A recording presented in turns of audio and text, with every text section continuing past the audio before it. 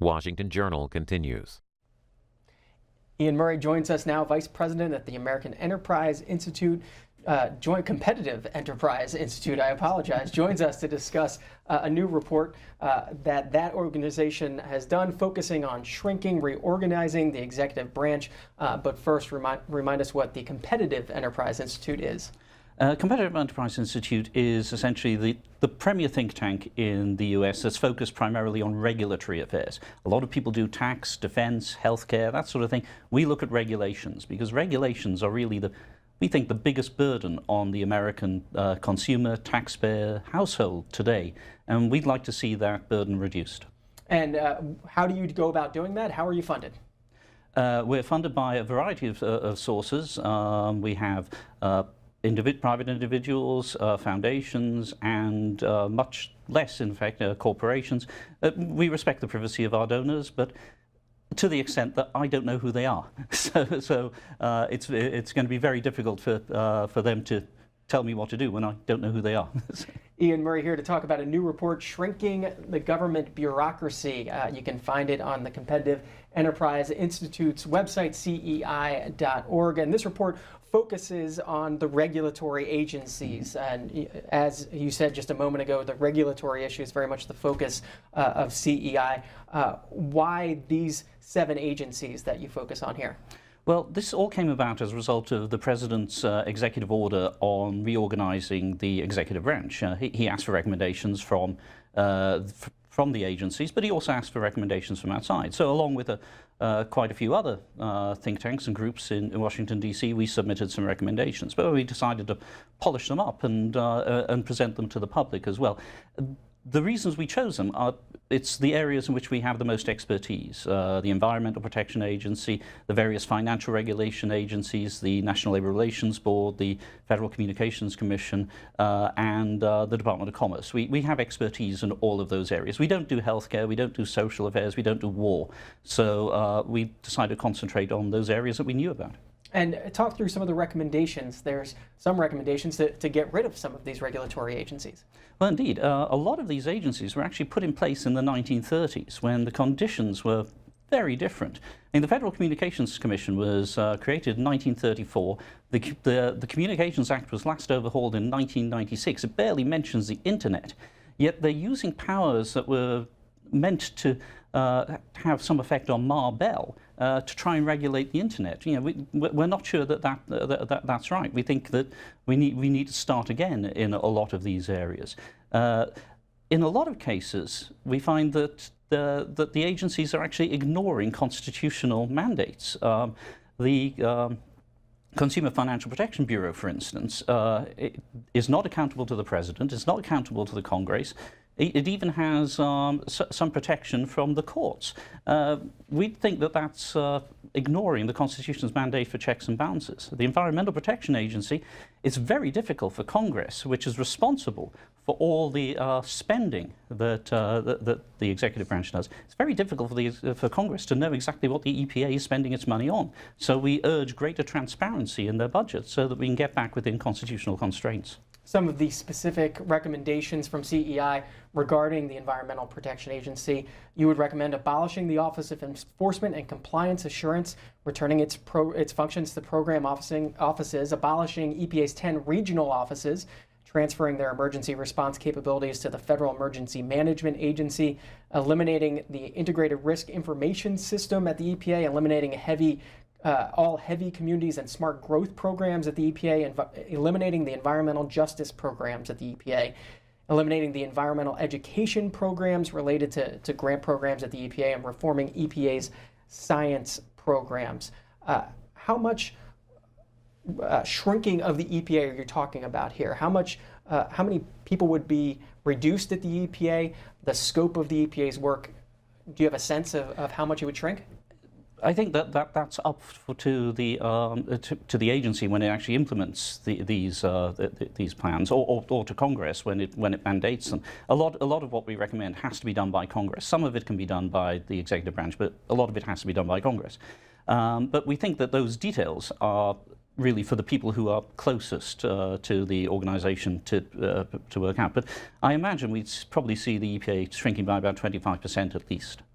Have you totaled up the cost of the regulations here that you say you want to eliminate it? Are you able to put a dollar sign on it?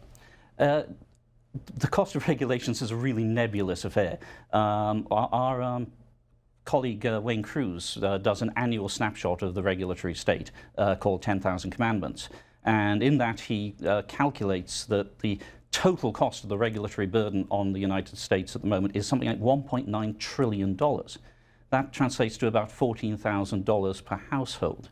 Now, each individual rule is a very small component of that, but they add up very quickly. And so what we're thinking of is, rather than really focusing on the rules themselves, let's look at the bodies that have the power to make these rules and try and shrink those. And that means that we won't get more of these very stultifying rules. Have you compared those, though, to the benefits of regulations that come out of some of these bodies? Are you able to total that up? Because it's not necessarily apples to oranges if you're comparing health benefits from an EPA program to the cost of putting that program in place, right? Well, one of the things that we're particularly concerned about is that the agencies themselves are supposed to do cost-benefit analyses of their rules, and they don't. Very few agencies actually submit the required cost-benefit analysis to the Office of Management and Budget. The Consumer Financial Protection Bureau is supposed by law for every one of its rules to analyze the benefits and costs. The benefits and costs are essentially a hand-waving exercise that comes out in the rulemaking notice. There's no quantification. If the agencies themselves can't quantify these the benefits and costs, then it becomes very difficult for anybody else to do so. That's why it's such a difficult matter. We're talking with Iain Murray of the Competitive Enterprise Institute. Phone lines if you want to join in as we're talking about their report, Shrinking Government Bureaucracy. Republicans can call in at 202-748-8001. Democrats, 202-748-8000. Independents, 202-748-8002. Michelle is up first for you in Brooklyn Park, Minnesota. Line for Republicans. Michelle, go ahead. Hi, good morning, everybody. Just to give you a case in point, about a year ago, you had a gentleman on this show talking about, he was a specialist. He advised companies on building manufacturing plants. He was working with a U.S. company. They were building a plant in the United States, and at the same time, they were going to do a plant in Europe. They started the process at the exact same month. Within 3 years, the European company was employing people, manufacturing a product and shipping it out to customers. And in the United States, the regulations, they were not even through with the regulation process. The company literally gave up on the U.S. plant totally because they couldn't get through the regulation process. And that's what's killing this economy. We're losing jobs because there's so many regulations. Granted, we want clean air, we want clean this, we want clean that, but there are a lot of regulations that just go over the top. And when they pass a bill and then have the audacity to give it off to some nebulous group to come up with these regulations, it's outrageous. Well, that's exactly the issue. It's really difficult to start a business in the US these days. And big businesses, the cost per employee is something like $9,000 per employee, just complying with federal paperwork. And this is just the employment regulation. When you get down to small businesses, that's up to $11,000, because small businesses don't have dedicated people who know about this paperwork and know the tricks of the trade. They don't have compliance officers or anything like that. So it's that $11,000 per employee. Can you imagine what it's like if you think, I know what, I'll start a business, I need to hire 5 people. You're going to have to get $55,000 over and above your profit and loss and paying the employees and everything just for the compliance costs of the program alone. That's why small businesses in particular are really, really badly hit by this torrent of regulation.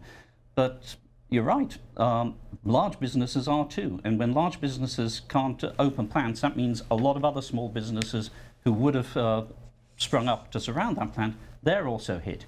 It's a cascade, and it's all caused by the overregulation in this country. When it comes to the Securities and Exchange Commission, your recommendation from this report is to abolish the Securities and Exchange Commission. Why?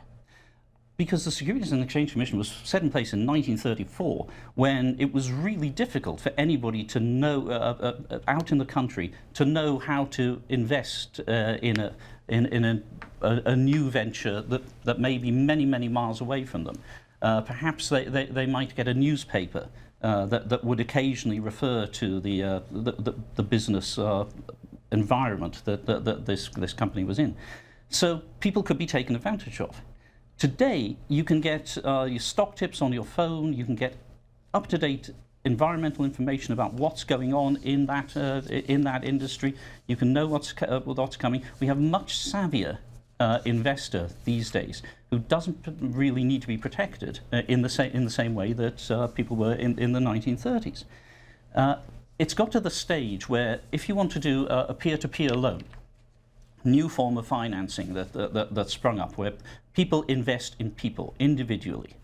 That loan has to be treated by the SEC as a note. It has to be treated as if it was a securities investment. And that's ridiculous. We need to change this sort of thing, and we think that the best way to deal with this is just to abolish the SEC and start again. Transfer their protection against fraud, absolutely. Transfer that protection to the Federal Trade Commission, which has a lot of expertise in dealing with fraud. So we retain the protection, but we can start again when it comes to regulating investments. Charlie is in Roslyn Heights, New York, an independent. Good morning. Good morning. I think these people are either deliberately lying to the American people or they just don't know. There's a lot more regulations in Europe, which is why the cancer rate is so high over here. There's a lot more regulations in Europe. Now, that woman who called up before and says the two businesses, they both went up at the same time and the one in Europe is up and running, there must be some other thing involved with that. But when it comes to regulations, not only environmental things, but things with food and stuff, we need more regulations in this country. We need more regulations, and I don't think it's the regulations that's prevent these businesses from competing and going up quick. I can't understand why these people are either ignorant about this or lying. Well, as you might guess, I am actually European. I know what it's like in Europe, and in certain places, yes, there is more regulation. That's one of the reasons why Britain voted to get out of the European Union, was because of a concern that there were too many regulations coming from the European Union. For instance, the famous one is that the European Union actually regulates how curved a banana can be before it can be sold. That's a sort of ridiculous regulation that I think everybody agrees we need to get rid of. There are areas where Europe is better than the US on regulation. That's for sure. And the one thing that the European Union is very good at is making sure that industries can get off the ground. What sort of response have you gotten from submitting this report to the White House? What have they said to you about it? Well, we haven't got any formal response yet. We'll see in, I believe it's September, when the Office of Management and Budget is supposed to report.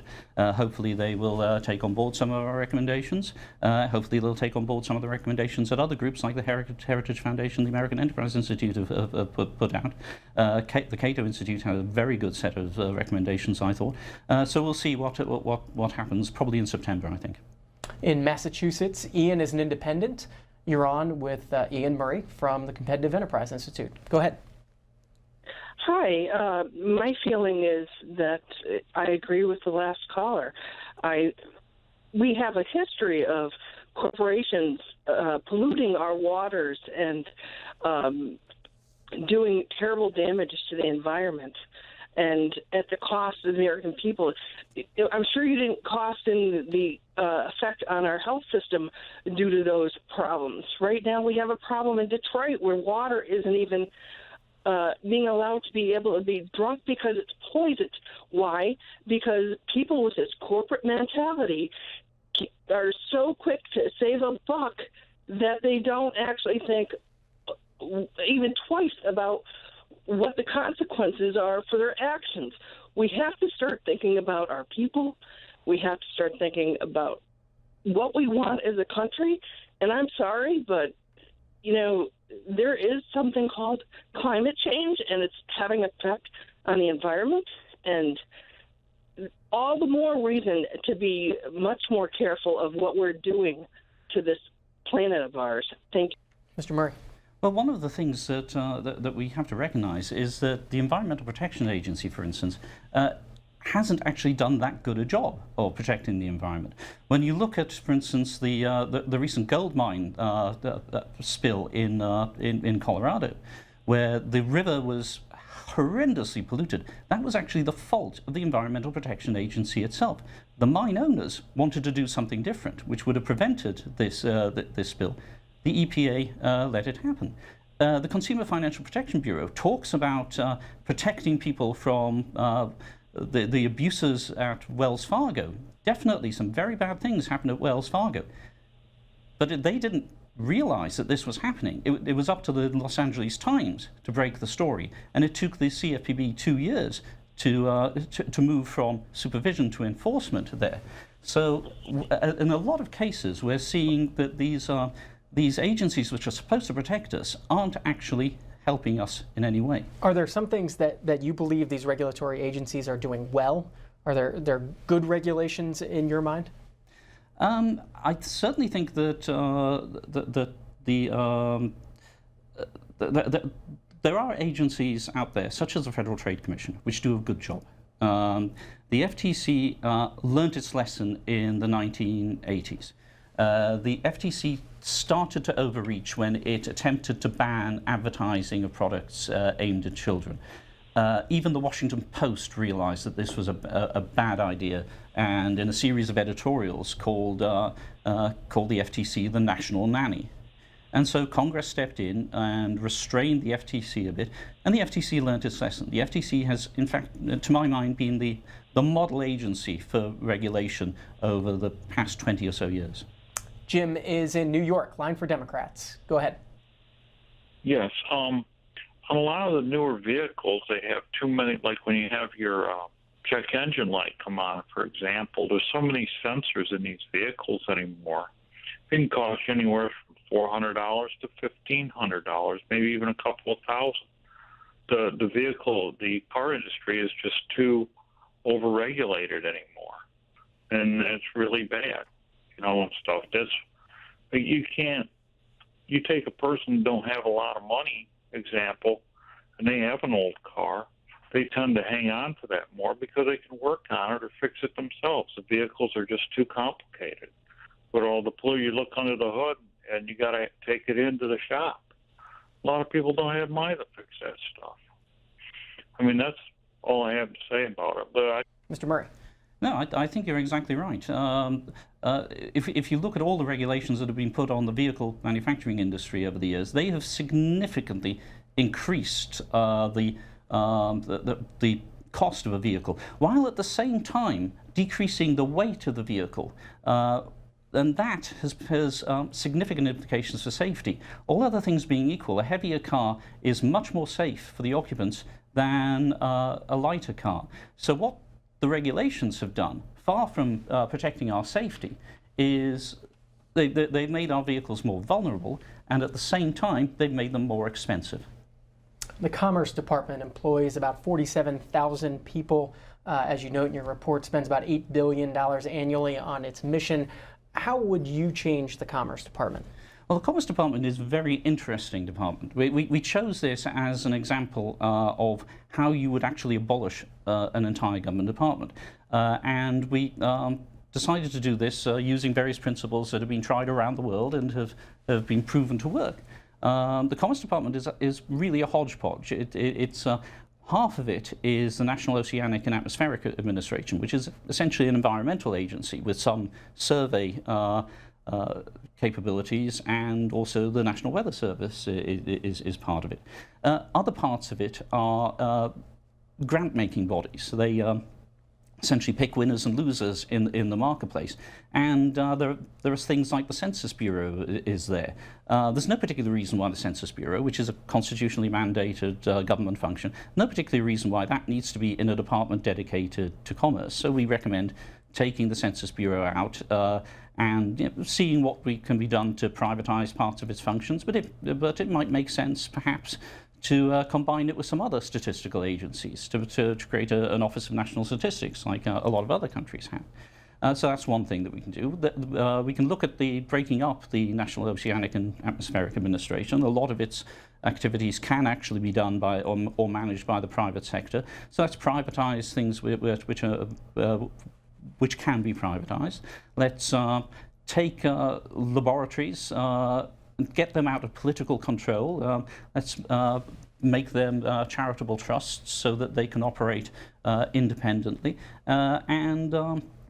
We can get rid of the grant-making bodies, which essentially just interfere in the commercial market. We can get rid of those entirely. Belchertown, Massachusetts. Tom is an independent. Good morning. Good morning. I'm calling to respond to comments Mr. Murray made in response to an earlier caller about the Environmental Protection Agency and other regulatory agencies. Basically, that there's maybe been overregulation, and my comment is that you can see historically where these companies have taken advantage of or abused not abused, but skirted the regulations. And so this is just another, it's an example of how their attitudes and therefore a need for strong regulations. We had early on, I believe it was in the formation of the Consumer Financial Protection Bureau, Elizabeth Warren was going to possibly head that up. And the Obama administration decided that probably bowed to pressure to not have her head that up. And in any event, I just think that there's a strong need for regulation. Mr. Murray, another caller with this idea of the benefits of regulation versus the cost of regulation. Well, one of the things that we have to bear in mind is that I think the Consumer Financial Protection Bureau is a very good example. It was set up in order specifically, in fact, this was Elizabeth Warren's original idea. It was set up specifically to mimic the Consumer Product Safety Council, so to provide the same sort of supposed protections that the CPSC gives against faulty toasters, and apply that to financial products. Elizabeth Warren said a toaster can burn down your house. A faulty mortgage can cause you to lose your house. So why not have the same sort of protection? The trouble is that that's based on a false premise. A faulty toaster is faulty for everyone. A faulty mortgage may be faulty for some people. It may be exactly the right product for other people in their circumstances. People who have different cash flow issues, different cash flow requirements, might want an adjustable rate mortgage, interest only for 5 years. For other people, that's probably a very bad idea. But the Consumer Financial Protection Bureau was set up with this sort of one-size-fits-all regulatory premise. And that's proven to be very bad, because what we're seeing is CFPB is trying to regulate all financial products the same way, and in so doing, they're cutting out through their rules various financial products which are actually extremely beneficial, especially to low-income people, the unbanked, people on the margins of society. They're finding that their opportunities for credit are being significantly reduced. That's the sort of nuance that that isn't available when you come with a principle that all regulation is good. It's also not available when you come with a principle that all regulation is bad. Got time for one more call. Mount Sinai, New York. Line for Democrats. Anthony, good morning. Good morning, gentlemen, and thank you so very much for the opportunity, C-SPAN. I think what we're really seeing is the ugly reality that industry has, the revolving door in our government has become so co-optable in that, when you have, let's say, Dick Cheney, a defense contractor, basically, somebody who does business before the United States government, to then sit at the head of the table, and then you find yourself in lied to wars and for profit. But more importantly, one of your earlier callers had discussed global warming. And, global warming is really a fly compared to nuclear regulatory commission, which is basically they become the inspector of the construction of reactors, so thereby there is no legitimacy to anything. And it was said that in 1996 they were supposed to start receiving all the nuclear waste into a repository of safekeeping, and we've come to the realization that there is no such thing. So now we have a redundancy of wastewater and waste matter on the shorelines of the country throughout. Iain, we're running out of time. Want to give you a chance to respond to that and also give you the last minute to talk about the next step of this report. Is there another part of this report coming? You're going to be looking at some of the other executive branch agencies. Well, on the nuclear issue, I think one of the things you've got to remember is that if you're worried about global warming, nuclear power is actually probably one of the best ways you can reduce carbon emissions. France produces virtually no carbon emissions because it has 80% of its power comes from nuclear power. So the regulations that are stopping new nuclear power plants being built, they may be a bit of a problem. Perhaps, as an earlier caller said, we could learn from France here. For the report, yes, we hope to continue producing more reports as we look at more agencies and get a better feel for what they are, and what their justification is, how long they've been around, whether their rules are up to date or out of date. And so hopefully we'll be producing a lot more over the next year or so. And you can look at the recommendations for 7 regulatory agencies at the Competitive Enterprise Institute's website, CEI.org. The report, Shrinking Government Bureaucracy, Reorganizing the Executive Branch to Boost Economic Growth and Freedom. Iain Murray, Vice President at CEI, thanks so much for your time. It's been a pleasure.